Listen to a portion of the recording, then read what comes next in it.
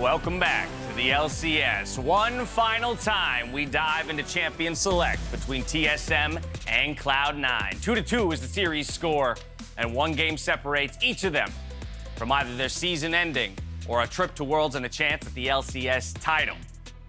It's those stakes that mean that both these teams will show everything they've got right now. There is no time for holding back strategies, any secret picks, any level 1 cheeses, any compositions that you may not have shown before must be displayed now.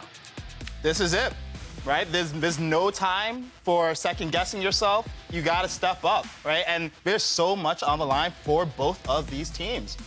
So much so, and TSM so far sticking to the script that they laid out on blue side with the Thresh and the LeBlanc bans, but taking some time here on this third and final ban as they see a couple more mid lane bans coming out of Cloud9. They don't want Power of Evil to have that Syndra or that Orianna. Yeah, and yep, here's the TF ban coming through, so TSM are gonna stick to that. I was wondering if they might let it through, Ziggs! Ziggs is up. Ziggs is up. Cloud9, Vulcan in an interview said this was the Voldemort champion, that they couldn't speak about it because it was so difficult for them to play against. Lee Sin might be the new one, though, is all I'm saying. Yeah. But they just No, I mean, they just beat it, right? Yeah. So now there's 2 Voldemort champions. I think they're pretty validated in saying that the Lee Sin is like beatable. Not really the problem. Yeah. Whoa. And it actually looks like TSM may agree with them finally, saying, you know what, we are going to drop by priority on that Lee Sin pick to grab the Rise early. Yeah, and this is a pick that PoE has played in the postseason, and they won on it, right? So it's not normally a pick that we associate with PoE. It's a pick that's more oriented toward playing those side lanes, playing toward that later in the game. And honestly, if I'm C9, I actually feel pretty good about that, given how potent he's been on the Azir despite the loss, and the fact that they're gonna be able to get 2 power picks in the Varus, and what I hope is a Leona. And we'll see. I'm really curious to see if they pick away the Lee Sin like they did in game 2, just to deny that. I do appreciate, though, TSM picking away the Rise, because once again, I think despite the fact that Rise had a lot of trouble early on because of Varus Ori, it was a huge reason why C9 was able to come back in that game. Yeah, not feeling the Irelia pick, because the Rise is a fine matchup into lots of CC between the Ruined Prison and the Everfrost, and you already had an opportunity to outrange TSM's comp with a regular control mage between the Varus and the Rise. TSM, with the Rise pick, gotta deny, and it felt like they thought that this would push down Perks' champion pool into the Irelia that we had seen before, and I think they're feeling pretty good about this. Yeah.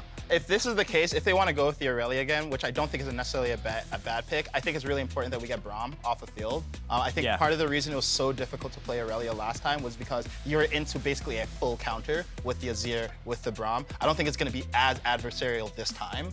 And there's not too many options left for Perks. So I think it's okay to pick the Irelia. Braum is strong, very strong into Leona, but also, or the Irelia, but Leona would also be really difficult for Irelia to dive into. So I think that already Cloud9 has shown that they're not gonna ban all the support champions. They're probably gonna take it right now because of the fact that you're not gonna be able to get rid of them. By picking it first, you would at least divide the Braum and Leona. I like the Nautilus take, especially since we talked about how much that pick did for the composition we just saw. Also, Aurelia was a setup for being able to take the Diana because of AD and AP magic damage, or magic damage in the jungle, AD damage from the Aurelia. I also really like I wanted to point out the Callista pick, because obviously they picked the Lee Sin, but the Callista gives them bot side pressure as well, which I also really like, because I want at least one pushing lane for Spica. So yeah, okay, good. So take the Braum away. Make sure it's not a threat for you. At this point, I think C9 has a draft where they know that there's not too many hard counters to the fact that Aurelia wants to be really, really proactive. And because they have counter pick, no matter what is picked into top lane, they can have the opportunity to respond with Fudge. You can even look at picks like the Gnar or the Nocturne top. Yeah, absolutely. Okay, well, actually, I guess it could technically be a flex between Lee and Nocturne top. Yeah. Could be jungle. We saw Blabber play it, actually, and also Tarzan played it in the LPL. So they could be flexing the Lee Sin top, but this is a Huni pick. Huni kept playing Nocturne. Yeah, he never stopped. I'm assuming it's gonna go. It's going to get a lot of value. There's a lot of members Gwen? on Cloud9 that don't have the ability to escape out of this. The Diana, the Volt, the Varus, even the Gwen, Irelia to a degree, can't escape from Huni jumping onto them. That makes him so much more powerful. And it's not just the Nocturne, it's actually the combination of Nocturne and Rel that has been so potent. And when Nocturne was really broken, we saw this combo drafted really often. And it's really scary to play against if you're a Varus and you're in a mobile carry. Granted, there is a Braum to protect, but it's going to be really important that in team fights, Sven's positioning is on point. No hat. No hat for No Perks. hat. That's the Why would you secret. go back, dude? 100% win rate, no cap. Oh my goodness. All right, well, we're getting a Gwen back on the stage. Huni's reaching back towards his Nocturne. We've got the Rel for Sword Art. We got the patented Lee Sin for Spica. We've got playmakers galore across both of these squads. These teams have brought everything to the table today, and they're all evened up at 2-2. It's TSM, it's Cloud9. It's hard to imagine a world where neither of them make it, but one of them won't. We're out onto the stage for our final game.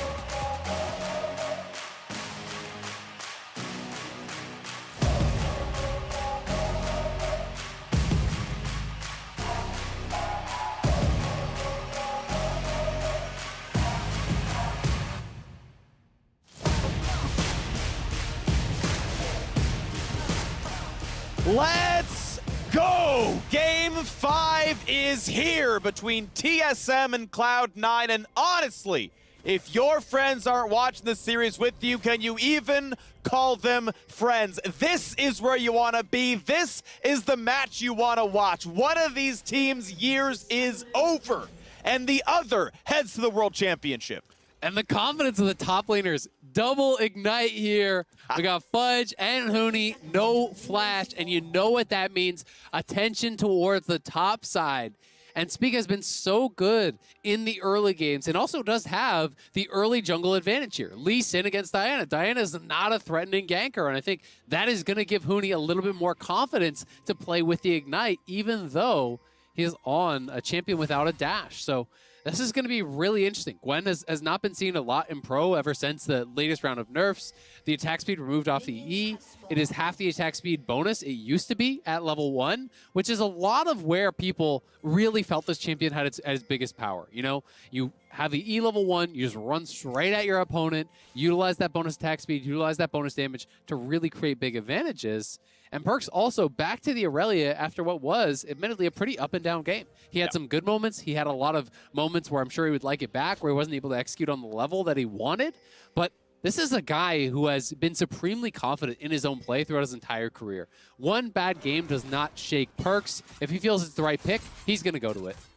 And we get the top lane fight between two recently nerfed top lane champions. Huni, one of the only players I've seen play Nocturne after the passive minion nerfs. Yeah. Many top laners hopped off of Gwen. She's still around a little bit since the early game E attack speed nerf. You mentioned that a second ago.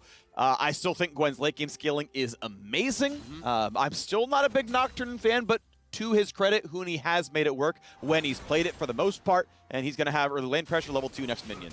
And they'll have, you know, multiple semi-globals, right? The Ryze ult plus the Nocturne ult, the ability to try to collapse on plays that Cloud9 may not be ready for.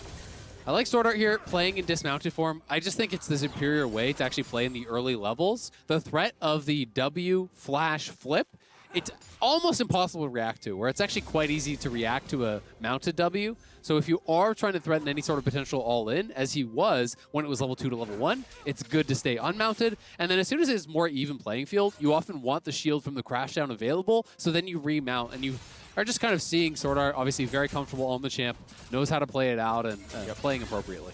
It's a pretty standard 3-wave play here from Huni. Going to be, let's see if he's going for pushing it all the way in or if he's making it go back to him. You got to go either way because you can hard push on this wave, or just say, actually, you know, it's on your side of the turret. As long as the cannon minion dies, it's going back to me, and I can kind of receive this freely under my turret. Lee Sin is on his side of the map. I forget what read they had on the opposite road, but Blabber is indeed pathing top to bot. Yep, and Huni just wants to shove because he is getting low on mana. He has one more charge on that Corrupting Potion, but you're getting to the danger zone here. With Ignite available on Fudge, Yeah, he's got mana. But jungle difference, right? Like, that's the thing, is I think they've both surmised which way the junglers are, so when you can kind of play on the edge. Because Fudge is like, well, is he baiting me? Or is he inting? And it's like, if he's baiting me, I'm just dead, because I have no flash. If he's inting, I still don't want to get him. Well, and that's why Fudge is playing it pretty safe, right? Yeah. He's not fully committing to it. He's just trying to fight enough that he can't get the wave to crash, and not so much that if the Lee Sin's in the brush, you're dead, right? And that's kind of the line you want to walk here. And Fudge does play it well. He did a really good job of actually Eing out of many of the Qs that Huni was shooting, and that kind of created some of the advantage. But that being said, the wave is going to push away from him. Blabber just got spotted on that deep ward, and Fudge is still down on farm. Yeah, nicely done. I don't know whose ward that was. I want to say it was Huni off of one of the earlier pushes. I'm not sure about that one. Either way, definitely a value ward to know where Diana was pathing through. I think she walked by a different ward afterwards, but still good info as the recalls come in. TP is held for the Nocturne as he's walking back to his lane now. Temporarily a farm lead for the Gwen, but I don't believe there's too many minions denied, so plenty for Huni to farm. Yeah, and it does get awkward here. Now, this is the spot where you kind of want coverage from your jungler as the Gwen, because you've used your potions, your opponent just bot, and you need to get the wave shoved. So you're always at risk. We know that Lee Sin is on the bot side. I think they had a slight bit of vision. Wow. They're actually... They're going to try to get Huni off this wave. Okay. I mean, he'll lose a lot of farm here, right? The can is going to go down, all the other minions as well. This is a really, really nice play. It's just, yeah, Perk's losing his entire TP. He's actually losing a wave himself, to be clear. But they're denying even more off of Huni. Maybe Fudge just TP's mid, and that's actually the answer. But this gets awkward as Huni's going in. Power Evil is here. Finds a fear, but Blabber's here as well. 3v3, here we go. It's going to be a fight. It's so much been about the early game, and Perk's getting a bit low. He'll have to burn his flash to stay alive, and he does so. Ignite traded for his flash again. They denied a lot of farm, but Perk's lost a similar amount in mid. Yeah, it's hard to say if it's worth. Honestly, you kind of have to see the extended play. The fact that you use your flash and TP to deny some minions while losing some of your own, I think they were hoping that that would have gone better for them. But it is a deep TP flank here from the Gwen. They want to try to collapse on this. Blabber dives on, and he's going to take a lot of damage, so he's been shot up. Does he have a smite? Yes, he does. Going to be okay for now. Now looking at Spica, looking at Power Reveal. Can the rest of the team even be there? Huni trying to get towards level 6. He won't get it off this wave. There's no way. And so ultimately, he's not going to be part of this fight. They're still chasing in for more damage. Power Reveal now attacked yet again. Does have his flash. Doesn't matter. First blood comes through for Fudge. That TP was great. Cloud9 not giving up on the aggressive plays. This has been their signature in this series. Even when one play does not work, they are not dissuaded. They go for the next aggressive play. The TP flank from the level 5. Oh, that was kind of clean. Nicely done there from Perks dodging out. Sort of just trying to hold the wave so Spica can come and actually collect this. But Perks has to be a little bit careful now as more members are coming in. But grabbing that first blood, going towards the early Bramble, really nice here for Fudge. Getting that early Bramble completion against Nocturne and Lee Sin is going to have you feeling pretty safe. It's mostly about the extended fights that he wants to win out on. Does lose a little bit of experience, but we'll see how much of that he can recoup as the wave does crash. And we look back at the bottom lane right now. 600 gold lead to Cloud9. A replay of the first fight into the second one. Okay, so how many minions are there actually? There's 5 range minions, there's a cannon, there's 2 melee minions. So plus the next wave coming in, so that's a lot. Like he's getting denied off of 2.5, 3 waves there. So that is pretty significant. The cost is TP and flash, a full wave mid, to deny 2.5-ish waves, right? So that's kind of the look there. Huni would have been in range for a little bit of the experience. Whether or not it's worth it is really hard to say. It's just kind of going to be the extended play where we decide that. But this ward ended up meaning so much. And Blabber, I thought he went in too early. I actually thought this was going to be a death. But the smite heal coming through bought a lot of time. And then they just have the extended chase. Because every time Gwen E's and gets that the cooldown on that E is lowered. So they just keep going forward, continue the chase, committing to Power of Evil. And doesn't end up being able to get that flash. He was trying to find a good spot to flash. I think flashing a straight line wouldn't have done it. I wonder if he could have, maybe just flashed out early over the wall or something. But I think his read was they can't actually make this chase down happen. Gwen isn't 6. Right? And I mean, her item was Bramble Vest, right? She didn't come in with boots or, a couple of amp tomes, whatever. It's like, I accept the read that they don't have the damage, but turns out PoE didn't have any durability either. And you can chase down a level 5 Rise. He doesn't have many tank stats, and that was a correct assessment on Cloud9's side. FTX gold advantage, 1,100. That is more than just the kill. That is them out-farming in the lanes. A flash to safety for Sven means that counterpunch, though, on a Sword Art, he's got to flash away as well. Flash for flash. It is off the carry, though. TSM come out healthier in the trade. With the early Vamp, I'm curious if this is going to be Shield Bow with Hail Blades again, or if it's going to be Eclipse, right? Because I was expecting, we talked about this in the earlier game, where it was a bad early game, but they're going in. Already the clash down. Sword Art locks them up. The ulti there as well. That's one, and they're gonna find 2 for nothing. TSM with the bot diff. Man, you could see Sword Art in the player cams. They're popping off, knowing how big that was for the team. Double kill onto Lost is massive, and it was off of the support experience. The earlier level 6 for the Rel, they go for the hard commitment to that play, and they get so much off of it. But Fudge still wants to be the difference maker. Slightly down in farm, but has a bunch of priority here. Spica does have his smite, waiting for Blabber to come around before they pop the eye. Still 300, burst it in. There's the smite, no problem. Claimed by Cloud9, well done there. Herald is in. The gold advantage, the FTX gold advantage here, slightly in the favor of TSM, but ever so slightly. We'll have to see what they can get done here. And it's just off the level up. He goes in, and it is this trade of flashes, and this is kind of what prompted it. Vulcan getting fairly low off the play, and then is sort of just hiding in the brush when he levels. I think he probably, let's see. We didn't see the initial start of it. So it's actually, wow. It was actually the Vulcan engage. He levels up off of a minion death. That was a level 5 versus level 5 engage. The minion kill there, giving him the experience, the immediate level up, and he was absolutely popping off. He knows how big that is, wants to get back to Worlds. I mean, this guy was in the World Finals, comes to TSM here, wants to be able to find success here in North America to push his team towards a potential title here in summer. They were first in the regular season. High expectations for them and for him coming into summer here and trying their best to live up to those. And here we go. First Dragon of the game. Gonna go TSM's way, holding the gold lead now and the objective lead. We'll wait to see what Rift Herald does. That should put something back toward Cloud9's way, but not a single turret has lost a plate, so it's just gonna be the 320 for the crash. And that means TSM should well and truly be in the lead on the scoreboard.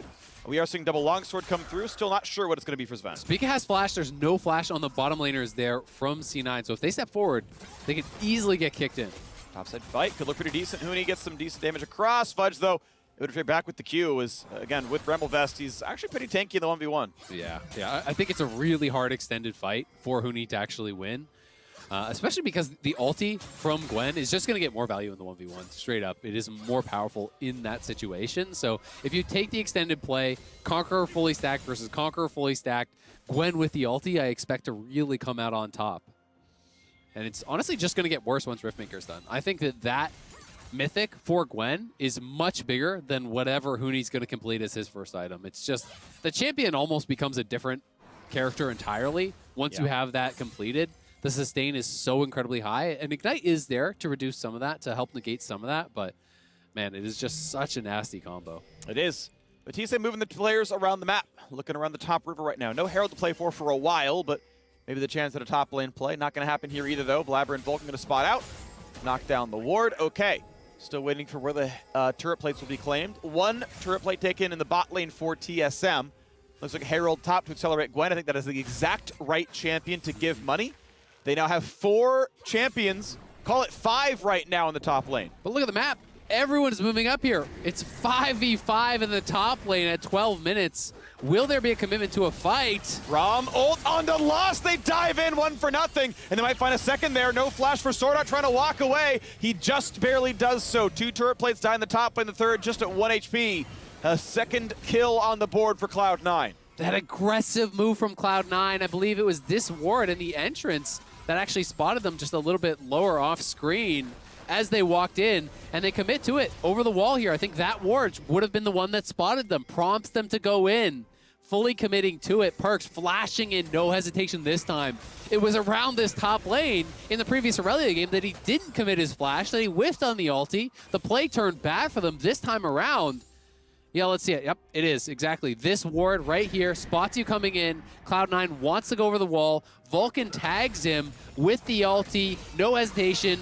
E, ult flash, Q from Sven. They get the shutdown. They get the tower plates. That is a big strike back there for Cloud9. Great aim by Vulcan. That ult was basically unflashable. Even if you knew it was coming, and you didn't, right? He was in fog. There's no way that there's any option for loss once that comes down. So well played by Cloud9. Even though the dive was identified, it was still played better. And this Diana game for Blabber, it's night and day versus the last one that he was playing. He was really struggling in that game. He was down in farm. He wasn't really being able to get involved whatsoever. He has been involved in a minor role, but I mean, he's up in farm. He has matched the Lee Sin at every turn, and Lost is in trouble again. Lost wanted a turret plate, and Lost gonna get chased down. His cleanse is already gone. He burned the flash, but maybe they find the re-engage. It's crashed down for one. Sword Art buys some time, but here come the teleports. It's gonna be a 4 versus 3, but a Callista ult brings him right back to safety. Easy walkway for now for Power of Evil. Can Perks find a stun? This seems unlikely. Oh, it's gonna be on the front line. It's big damage. It's gonna be a kill. Sword Art is down. No hesitation there from Cloud9. Again, the counterplay on the TSM move. It was PoE first to TP, but Perks makes no mistake connecting on the stun there. He is really on fire over these last 2 games, and Cloud9 looking for more. Slow. That could be a stun. It's going to be a flash get away, but here comes Nocturne as well. Will it be enough of a fight? PoE may just drop the Realm Warp. Oh, it's a kill, and they get to safety. TSM, hold on. Oh, that was so close to being so much more there for Cloud9. TSM get a much-needed kill back. Being able to escape there, huge for Power of Evil. Committed the flash, committed the Realm Warp, needed to get out, and he did. And the gold is on Lost. If you asked most people who's the weak link on TSM, they'd say that man down to the bottom lane, but he's got 3 kills. He's the one picking them up. And I think a lot of people might be singing a different tune from today. I think Lost has played a great series here for TSM, was critical in a lot of their wins. The counter TP here from Perks. He drops the stun very far back, then gets in range for the Q, dashing in onto Lost, finds the stun onto Sword Art. Didn't have the angle to actually get it in onto Lost himself, but good target selection. They look for the chase, and these kind of plays can build so much momentum. It was critical for TSM to be able to fight back here, to be able to get something back in this extended play. We can see in live, TSM is doing the dragon, and Power of Evil flashes out there. We're back to live.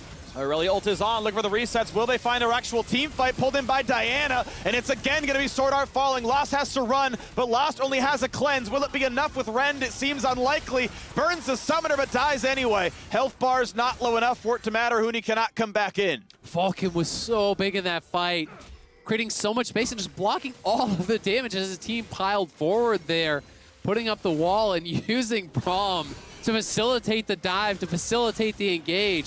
Cloud9 are looking so confident. Tony tries with the Q, but no chance of getting that when Blabber had his smite available. Riftmaker is complete there for Fudge. You have to imagine that Perks is getting close to his Mythic being completed.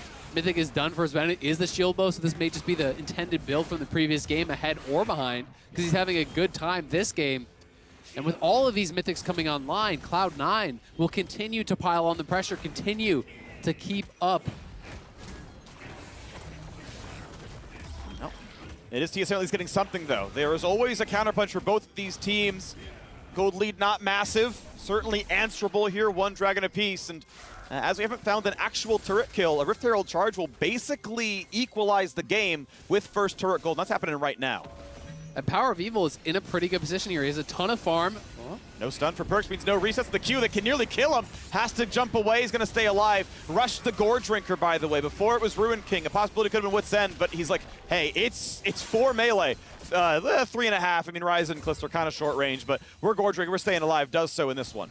And I think he's going to be going for the tanky teamfight build. I think it's going to be Sterix. TSM looking to threaten the wraparound, but C9 has the cover. These two teams back and forth, so evenly matched over the course of the series. Power of Evil has a significant farm advantage, has the Everfrost, can get a lot of value there with the Spellflux and the Everfrost against 4 melee. If you can find that fight, if you can stay safe and start getting multiple rounds of spells out, you can take over. And he's going to be one of the guys that they're relying on to pressure in the side lane as well, because Huni, I don't think he's in a favorable matchup really against the Aurelia or the Gwen at this point, who both have gotten kills, who both have additional gold. Realm Warp. Just got to sidestep all of it. Baits out a couple of ultis, though, and is able to walk out. Not a bad one for Power of Evil, but it will be top lane turret dying. First turret of the game goes Cloud9's way. FTX gold advantage 2.2 thousand, and Sword Art Hex flashes the wall, but cannot find an engage to get any closer. At least not just yet. Yeah, Power of Evil playing it properly, But Vulcan as well, throwing the ultimate at the corner of the Realm Warp, that is where he would have to go. Either way, they zone him out with that ulti. They do take that tier 1. And Fudge back down to this bottom side here. He is going towards split push build. It's likely going to be Nashor's as his next one here. Ready to scrap. It's not a Zhonya's rush. More for the 5v5. Oh. Yeah. Huni's not even really dedicating many of his cooldowns. He's saving his W shield. Yeah. So, okay, that's, some of the damage you're just not blocking, the deck you're not gaining. Whatever, now his Fear is back up, so the fight looks better next time around if he wants to try. But as you mentioned, once the Mythic comes in, it makes it tough to look at. Of course, Fudge is stacking armor. Armor scales really well with functional Omnivamp, which is what he's got through Riftmaker and, half the kit. So, pretty well positioned in the 1v1 against Huni, as you mentioned. Yeah, absolutely. And I think at this point in the game for Huni, you're just on wave clear duty. You're not trying to commit to the fight. And Cloud9 are going to use that pressure here. They have mid pushed in. They're trying to invade, get down some wards. It is pretty early, but they're just looking to start fights. They're looking to attack camps. It's not about the dragon right now. It's about just posturing aggressively, finding fights because they feel that they are in a winning position right now. Here we go, into the mid lane. Minute 40 on Dragon, no one's close to Soul, but as you mentioned, Cloud9 happy to take almost any fight that's equal numbers because they are ahead, and they're ahead in, I believe, every single role in every single lane. The exception may be in the bot lane, as Lost has 3 kills to his name. Otherwise, though, pretty much pick any 1v1, and yeah, there's more gold on Cloud9's side. So, 2,500, Huni at least gets some access to the wave, is going for the tankier build of a Gore Drinker. All right, no stride breaker, assassinate a backliner, slow him down, chase him. No, he's got to be a bruiser in the front. Makes sense in the context, but now Sword Art is going to catch the wave and let Huni get some time with the turret. Nicely done. Sword Art on the threaten there. I don't actually think that they could have had a 2v1 kill, but he doesn't know that it is just the 2. I don't think he has full awareness of where everyone is. So just going to play a little bit more cautiously, back it up. Cloud9 are trying to play the map. You can see Perks was pushing in top lane. Sven, Blabber, and Vulcan trying to get mid lane going in the right direction, trying to push up and threaten that. And with Huni basing, Fudge will just, again, look to push out, look to prep for this dragon. 35 seconds until it is up. Infernal Soul, going to be a key one, I think, for 2 teams that are very kind of front-heavy as far as their damage. A lot of burst on both sides here. Pinging around. We know there's ward coverage on the Baron, and in fact, it's going to be started here. This is a sneak. Yeah, there is no Cloud9 vision. Perks has an inkling. Maybe? Yeah, they're waiting around. They know they have to walk over to this one. As TSM pull them across, as they're engaged, they found Vulcan. They're going to pull the Nocturne ulti. Is this the fight? Gwen's on the wrong side of the map without the ability to teleport just yet. This 5v4 could be good. Realm Warp not going to go for anything. But here comes the read dive. Sword Art's in. Is it going to be enough damage, though, as the front lines go back and forth? Stopwatch the burn, but no one's yet dead. Here's and Fudge. the re-engage comes in. Perks knocks down Huni. Perks knocks down Sword Art. And he is here to claim his throne of the LCS. A triple kill, and TSM are pushed off the map. They're going to get the Baron. This is huge. 3K up already. Cloud9 win the fight. They're going to look for the Baron. It's up to Spica for some heroics, but they're turning on him. No chance of the steal. He's in a 1v3, and the other 2 have pretty much no problem going for it. Perks going to be all right with this one. Blabber sitting around as well. Low. You got to be a little careful. PoE has teleport, but nowhere to send it right now. Looking just to walk at them, of course, as he's alive, and yeah, can't just do more than look at the Baron. As the respawns come in for the rest, they're nowhere around. TPing, they want Flashes this. in for damage, re-engage in for the Cloud9. Is it going to kill him? Yes, it will. Blabber's good for 1, and Spica's got to get out for 2. Baron being worn purple, the color of royalty. Cloud9 looking to be the kings of the LCS. TSM about to be the jesters, as Huni has to walk away. The flash follow. Perks wants it all, but can't get it just yet. Diana ult comes in. Fudge with the kill. 1 trade it back, though. Lost only gets the 1 as it's going across for Gwen for 2. A 3rd comes in for Sven. It's 12-4, and TSM, they can buy a roster, but they can't buy a win. Cloud9 erupt into screams on the stage, winning a huge fight there. They know their chances are so good from this position. Cloud9 getting the fight, getting the Baron, winning the re-engage. As Huni TP'd in, they wanted to commit to it. TSM felt that they needed to get something back there, but they could not. Perks closing the door, it feels like, on this game, as TSM wanted to look for the aggressive play. And the initial play, it looks like, hey, There's everyone here from TSM. They can maybe come out on top. Really nice sidesteps as well. Look at this sidestep from all 3 members on the Perkz ulti. That was beautiful from the TSM side. But everyone turning onto the TSM front line, bursting down Sword Art. As Fudge arrives, his damage is insane. And Perkz is picking up the kills. They get the triple kill onto the Aurelia. They zone out the Lee Sin. They take the Baron. And TSM have got to feel their LCS title hopes slipping away here. Power People trying to force. They were trying to look for a big play. He gets a lot of damage in, but the flash in left him vulnerable on the turn. And with him going down, Huni can't fight his way in the 1v5. Sven zones them out. They continue to pile forward. And Perkz is getting the absolute maximum here out of his champion. Flashes in, Gore Drinker on 2, into the stopwatch there, buying so much time. Lost even overcommitting, trying to pile in, trying to get something there.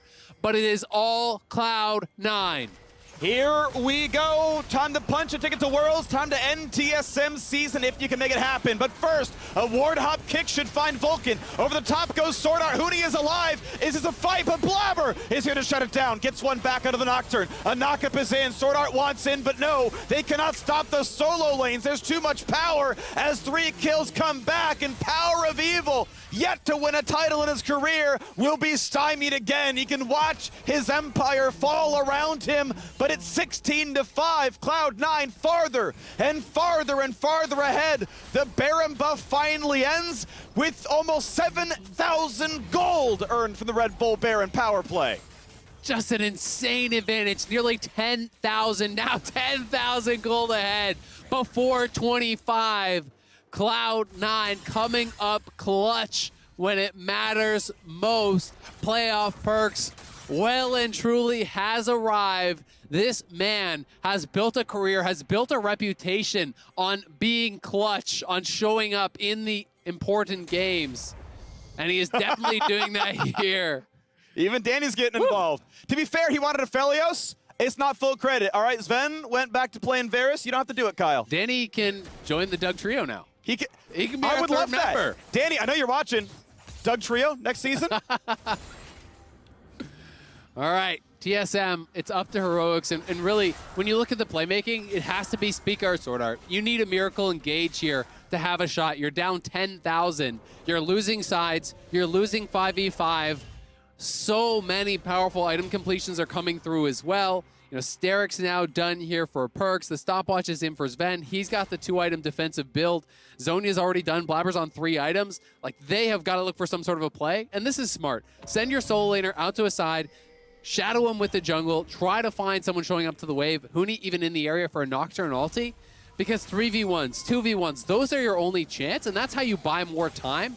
Not to just turn the game around, but to get yourself some more time, some more opportunities to farm. But it's Cloud9 as a squad moving up here. Vulcan flash in the wall. They want this. Hard flashes to get in there. Q's going to land before he can spell shield, and this could be the chase down. Ulti's going to get stopped, but it means that Perkz can stun afterwards. No way out for Huni. Buys a second with Gore Drink, but they've got to have the damage. This has got to actually happen, and it does. Perkz now dominating 6-0-9.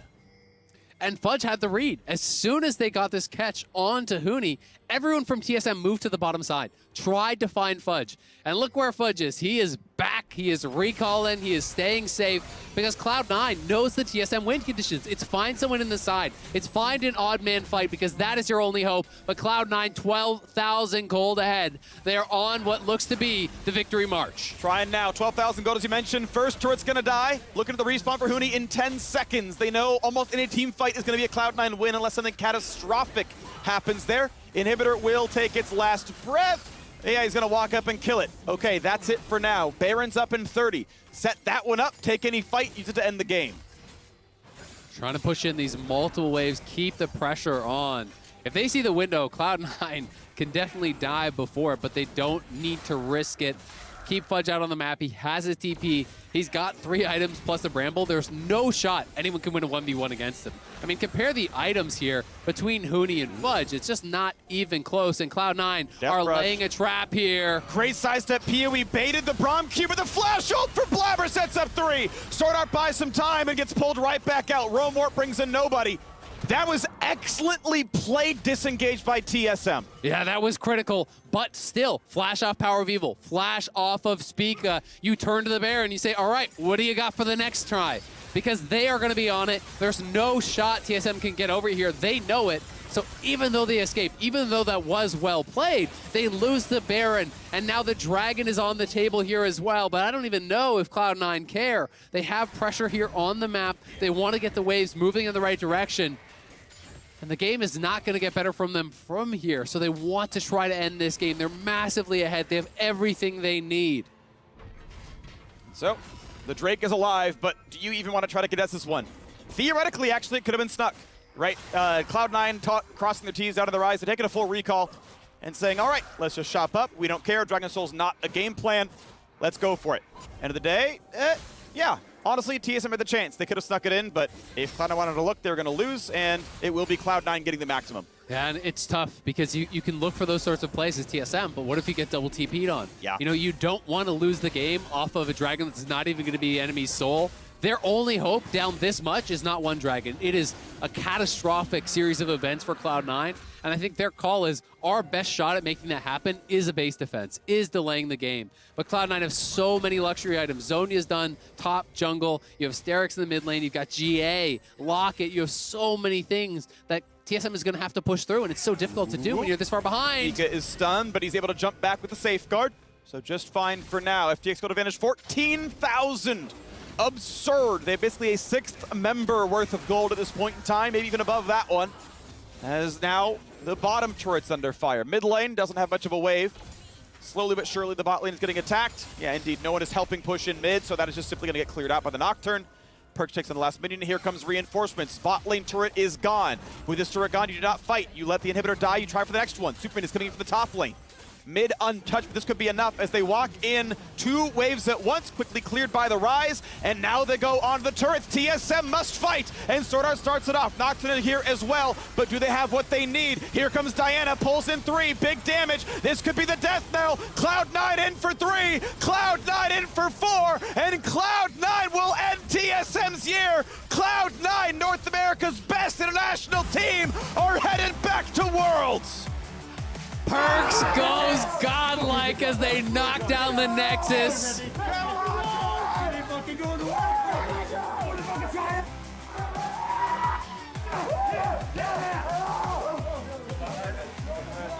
Oh, that picture says it all.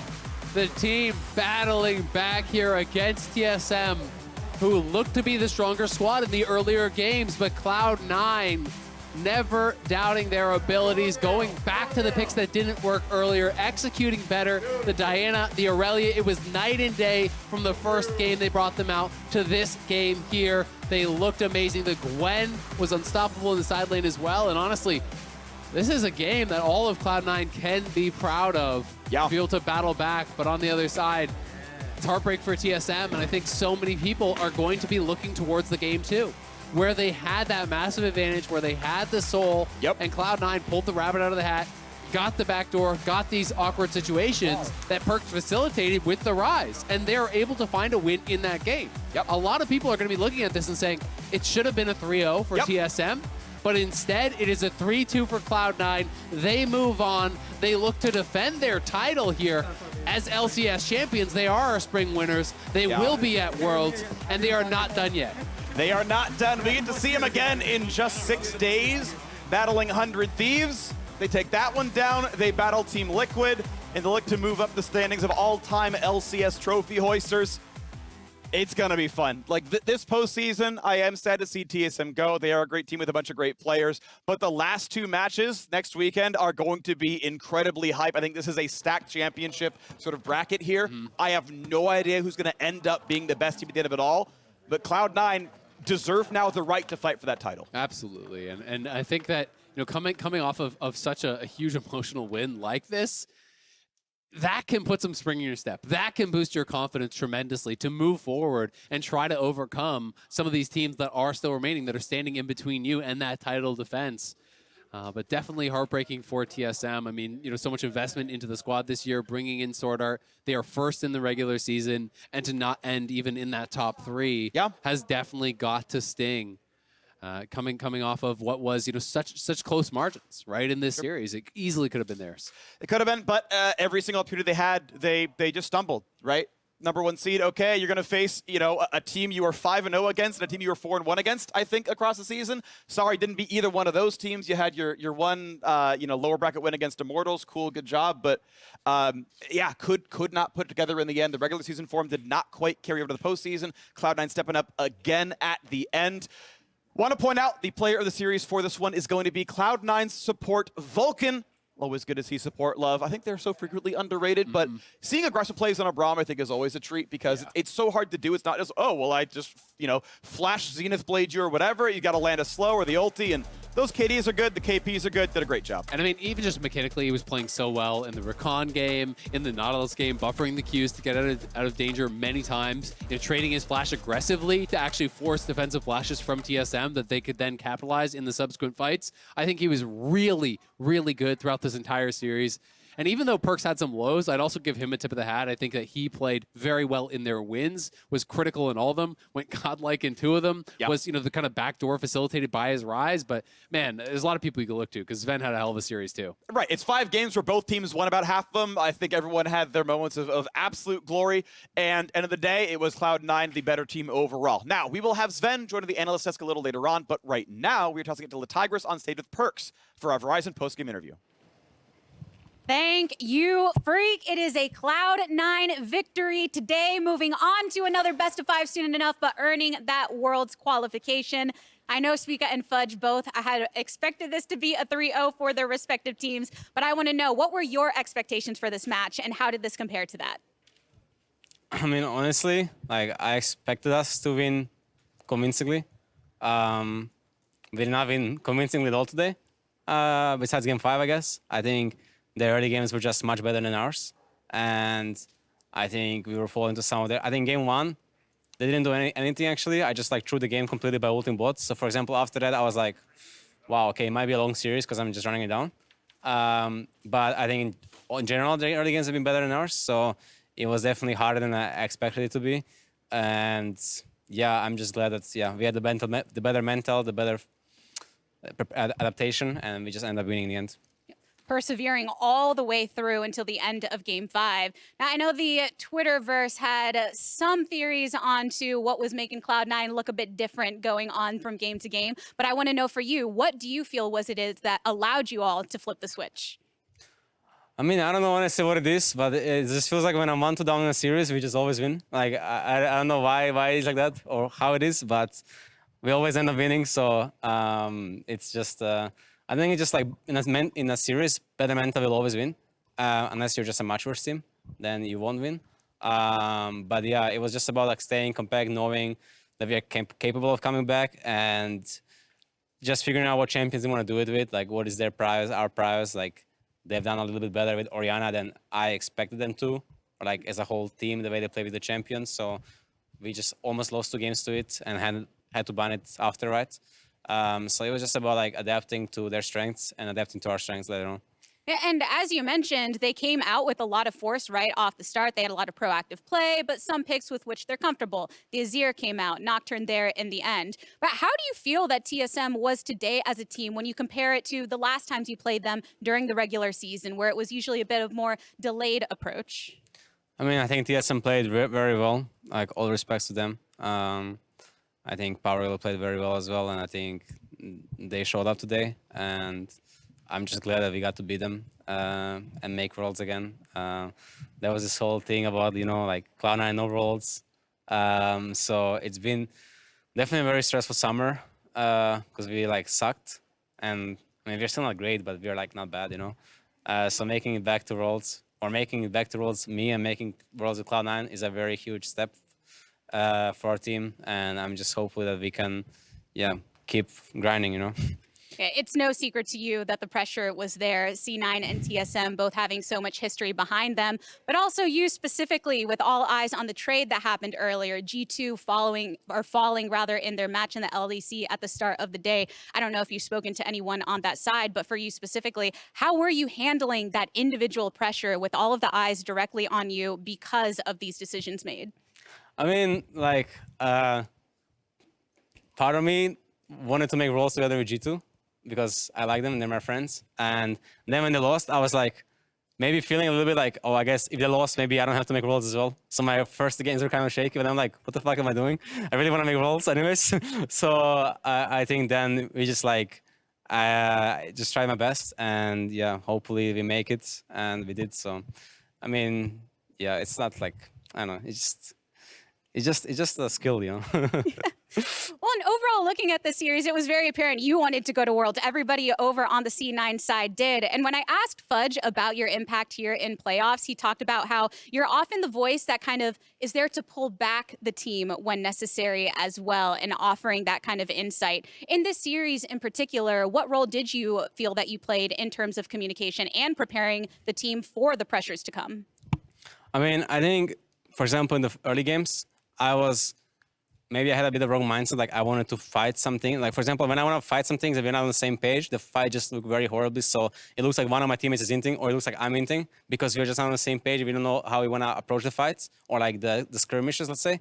And then it just looks like we're all running it down. So I just took a more laid-back approach myself as well. Like I kind of just start playing like I'm playing solo queue, in a way where I will do my best given the situation that's given to me in the game, and not make a mistake, because if I make mistakes, we might just end up losing. So that's how I went into the game, like into game 4 and 5 and those games are just much better.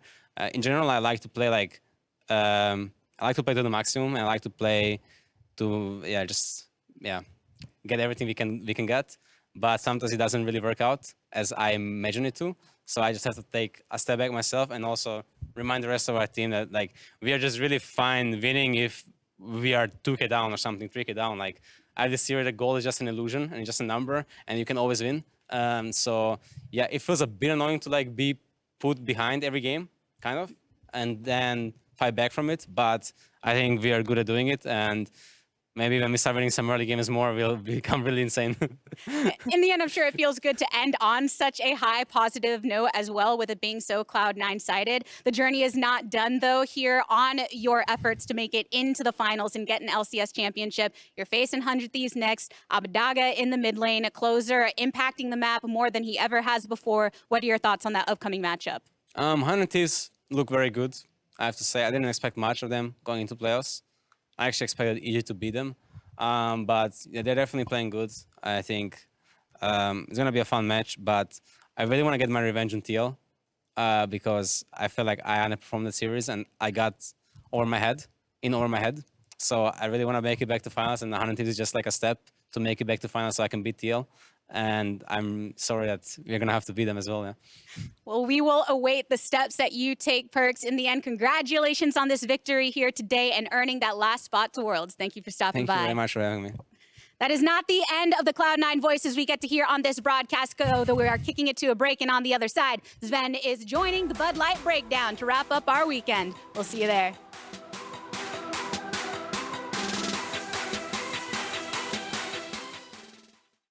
Can't believe that Daniel deal you got me on my insurance. Daniel, State Farm offers surprisingly great rates to everyone. Sure you do. You want to meet the queen? I'm not dressed for that. When you want the real deal, like a good neighbor, State Farm is there.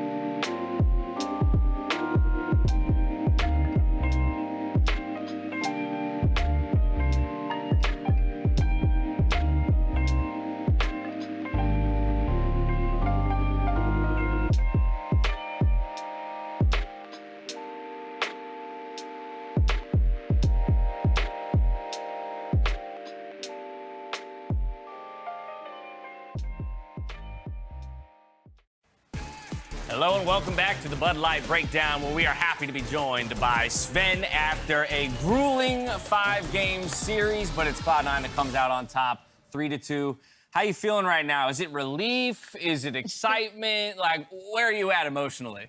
I'm relieved more than anything. Okay. I'm really happy to be back at Worlds after 3 years without it. If I didn't make it this year, it would have been 4 years without Worlds and 3 years before that going to Worlds. So it's really hard to not qualify for Worlds once you make it there, like emotionally, right? It really hurts when you don't make it. So I think this year was really important that I make it there. I mean, it was a massive team performance here, especially to turn it around, being down 1-2 in the series. And I guess that's where I want to go next with you. Perks, obviously referencing the playoff Perks meme and how it's an unlosable situation for him at 1-2. But I have to imagine in that moment coming out of Game 3 and looking towards the next 2, that there was some kind of trepidation and nerves for everybody on the squad.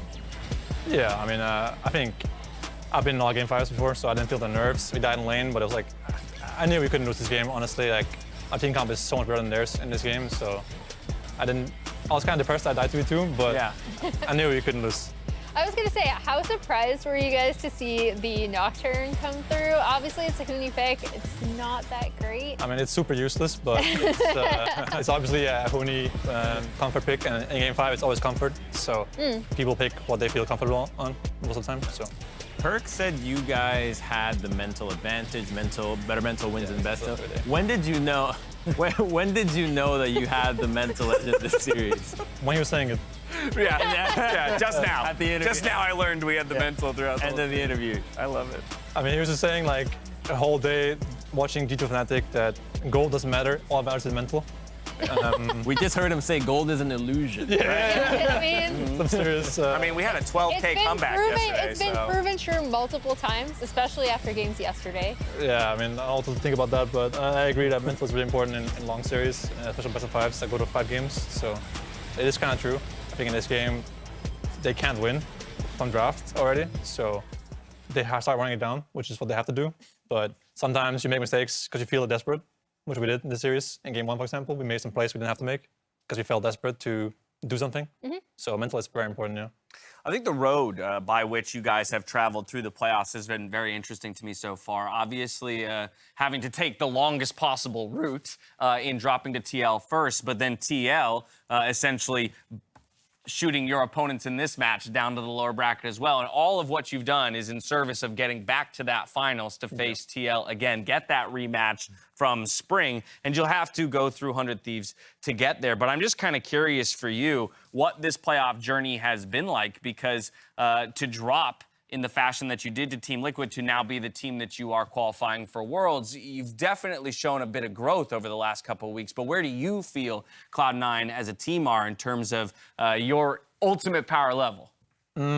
Obviously, I lost to TL was kind of a cringe series. I felt like we could have beaten them, but I think after watching IMT versus TSM, we had a lot of confidence coming into the series. Today was a bit of a, I don't know, reality check, I guess. I thought we were a lot better than TSM.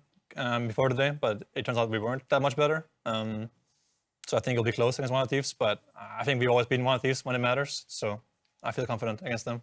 I want to know about you said about missing Worlds those 3 years in a row, and first having gone so many times, and now you're in this position year after year. Where are you channeling this additional energy that is now going not to the tournament that you want to be going in order to become a better player? What are you doing in that downtime that builds up to now? That's a good question. I don't know. It's just, at first you're really frustrated about it, and then you start realizing that going to Worlds isn't something that just happens every single year to you. It's not something you can take for granted. And then you start trying to figure out what happened, what went wrong. And I think when I was in TSM, I kind of just blamed myself and others for it. I said that it's just something, things didn't click in TSM. Went to C9, we won spring. I thought everything was working out, and then when you don't make it the 3rd year in a row, you start questioning whether it's you who's the problem or it's your org or your teammates or whatever, and it kind of hurts to think that TSM made it every year without me. I joined, they don't make it, you join C9, they always made it without me, then I join, we don't make it to Worlds, you start questioning, you know, what's the common factor here? And if we didn't make it this year, I think it would be really depressing for me. So it's just like, I don't know. There's nothing I want more in my career than to go to Worlds and do well. So it's just everything I have is this, right? I put everything every day into this team and this career. So yeah, whatever it takes. Thanks for that And- answer. Yeah, now that you've made it, I know I talked to you guys before MSI, and prior to that tournament, you were really confident going in. You said that you were learning a lot from international teams, and obviously that Yeah. performance was not what you would have hoped. What was the number one thing you learned from that you can now take into going into Worlds as one of NA's You representatives? mean from MSI? Yeah. I mean, I think just at MSI, we got reality checked really hard. We weren't winning early games as hard as we were in NA. When we were winning Spring Split, we were kind of dominating. And then went to MSI. People were better in lane. People had better draws. People had better macro.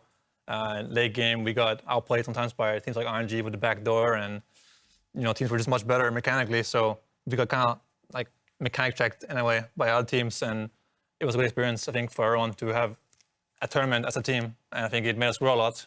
We had some issues post MSI in the first 3 weeks of LCS that I think we have overcome now, and it made us stronger as a team. So it's hard to explain in it's a short segment, but Yeah, absolutely. It's hard to go to tournaments and get reality checked that hard, and then we have some internal issues that we now overcome. But I think we're a good team, and we will show it this year at Worlds. I mean, at the end of the day, right, I look at players like you, I look at players like Perks, Vulcan, who have legacy behind you. I think there is some solace taken in the fact that, we trust the passion that has driven you to the point you're at now, the number of years that you've competed, but I can also see how that passion can wear on you when you're not ultimately living up to the goals and, the bar that you have set for yourself. And so I think it was a spectacular thing to see today, especially the Game 5, like you said, from Cloud9, that felt very much more like the team we know and love for its aggression.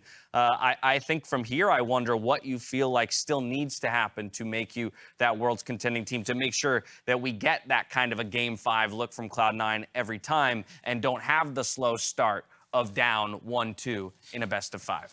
I think we were just over-aggressive in the first couple of games. The Rise ult in Game 1 was a bad play, and then I think in Game 3 I didn't see what happened, but the Dyna really didn't work out that game, and it did in Game 5, so I think we just made a better place in Game 5 than we did in Game 3. On that point, Game 5 was a run back of a number of champions that weren't successful in Game 3. Where does what's the discussion like in the team room where you have the willingness, or who is it who's saying, actually, I want to take this back out on the stage because I think played properly, the result will be different?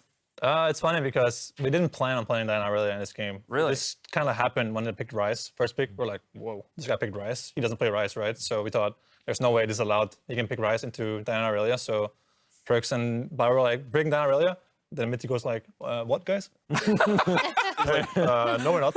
And then they're like, yeah, we are. And then Fudge picks Bars because he's confused. And then we're like, now we're here. So it was more a spur of the moment where you're like, I'm playing this Champions game. This guy can't do this to me, like showing confidence. And then when people show confidence in Game 5s, you can't say no to that. Right. You can't stop them in that moment. It will crush the whole moment. So you just trust them, believe in them, and Perks and Blabber made up for their Game 3. So I'm really proud of them. How cool, though. How cool that all of that can come together in just a moment, right? You throw the game plan out the window, boom, this is what we know we need to do, and you come out on the better end for it. So, again, congratulations on an epic series victory. Thank you for the show that you put on today. We were all hoping for 5 games, especially following that LEC series and the LPL and LCK series from last night. It was quite a 24 hours of League of Legends here. It was a good time. And for us viewers, I think we came out maybe the best of everybody. But Sven, throughout the split, we've been tracking pro players on feats of speed in the Samsung SSD Fast 5 in a number of different categories. Well, we have one more test for you here today. Perhaps a little lower stakes than a best of 5 for the final spot at Worlds. But yeah, I mean, who knows? Because we got this leaderboard, and I know how much y'all care about being at the top of leaderboards. Jensen Santorin of Team Liquid up there at top of the table. I'll give you a quick reminder of the rules. You can pick any champion, level 18, full runes, full items, fully stacked everything. Your objective is to kill both scuttles and one whole side of the map when it comes to the jungle. The timer will start on first ability cast and/or damage dealt to creep and end when you kill the final monster. I'm going to send you over to that stage. Walk me through what you've thought up here. What champion are you going with? Okay, do I have to kill the whole Krug camp or just the first two? The whole Krug The camp, entire even the small guys. I might have to re-evaluate my pathing here. Okay. So first off, what champion are we going with? We're playing Graves with Marcus. Ooh, our first Graves. double up in champion. Graves is an 80 Fast carry. jungler. Riot Games just messed up when they made him a jungler. I like it. Okay. Now walk us through the items that you're thinking about here. We need 80 and we need crit. 80 crit. 80 crit. Do we need boot in this game mode? Your choice. It's totally your choice. I will point out to you that that's movement speed, and at the end of the day, you got to travel across the whole map. Now, it might not be the right choice. Yeah. I don't know. Okay, let's see here. We go to I mean, Critical Strike. with 80. the Graves, he doesn't need Smite with the crabs. Huh. It's true, because you displace, right? Well, I see So that's one thought. Oh, I do know, yeah, actually, you're going Ghost Flash, which is a bit of a departure from another, what a number of other people have done. That's right.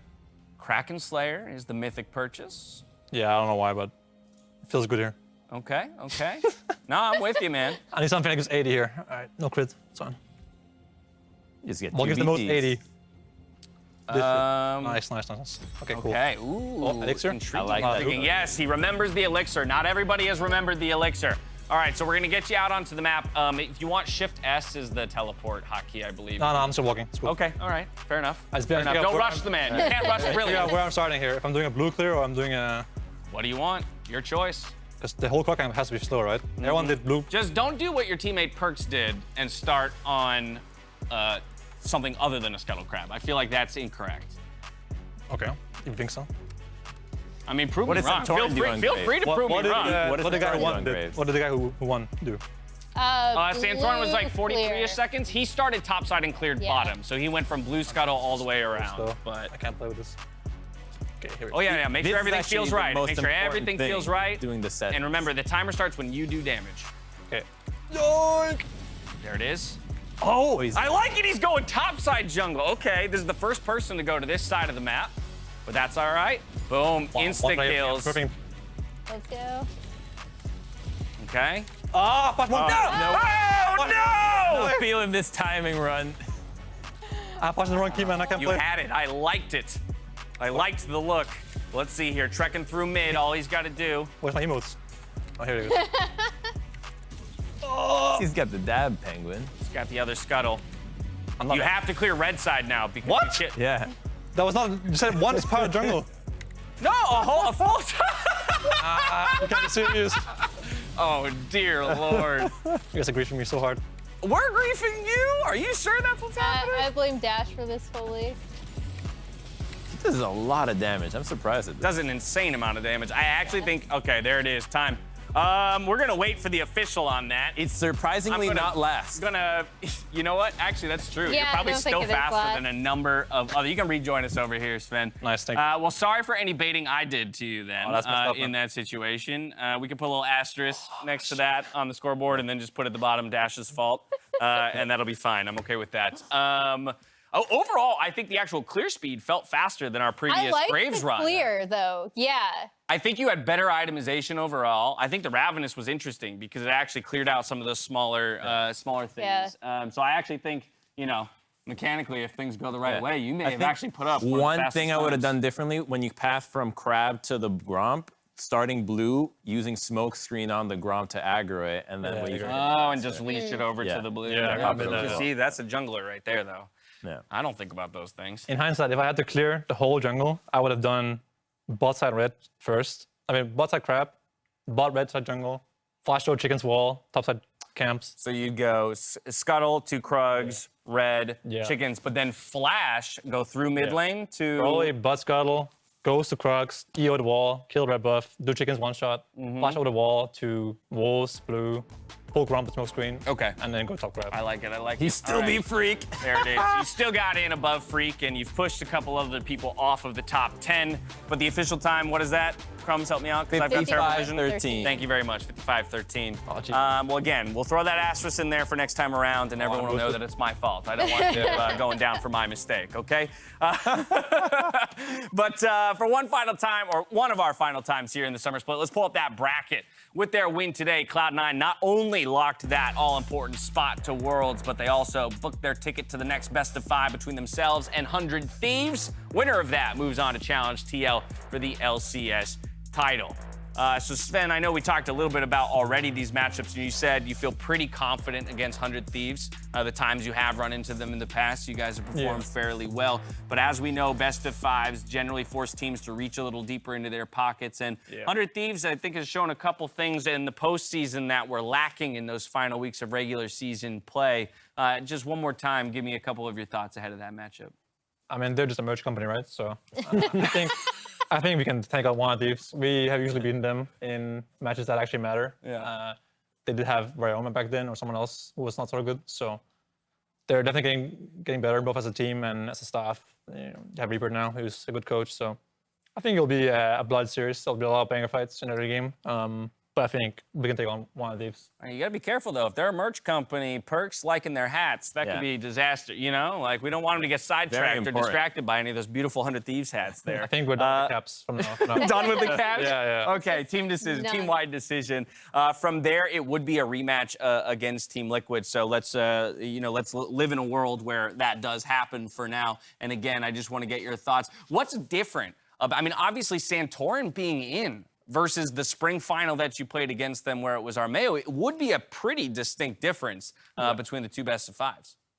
Yeah, I mean, we played, 4 best of 5s this year against Team Liquid. We won against them twice in Spring Split. They beat us in lock-in, and they beat us in the first round of Summer Split. So it's a matchup we played a lot this year.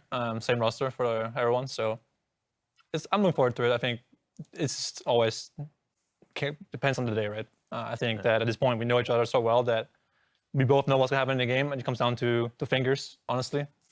And that's why we play the game right there. Well, again, we look forward to it. You got 2 best of 5s that you got to go gear up for, so I don't want to keep you too long today. I'm sure it was a grueling one, and I'll let you go meet up with the rest of the team. That's going to conclude our LCS games for the day. So on behalf of myself, the casters, the analysts, and the entire live broadcast crew, thank you for watching. We'll see you next Saturday for the LCS Championship weekend. Until then, stay healthy, stay safe, and be good to each other. Good night, and congratulations, Cloud9! Boom! Let's go, baby. Let's go. And one more. Boom.